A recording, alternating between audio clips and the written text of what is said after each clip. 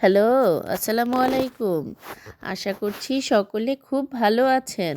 আল্লাহর রহমতে আমরাও অনেক ভালো আছি।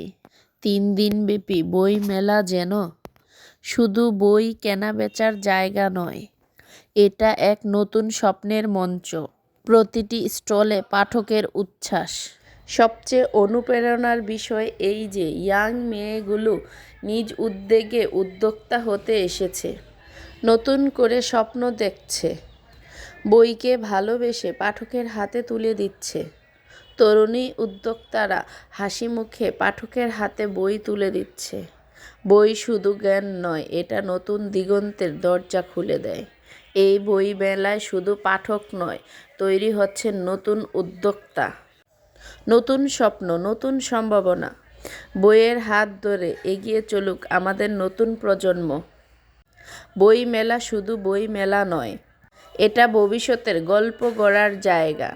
মেলা মানেই ব্যস্ত পরিবেশ আর স্টলে ক্রেতাদের ভিড়।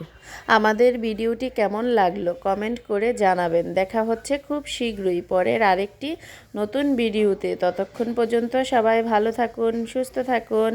আল্লাহ হাফেজ।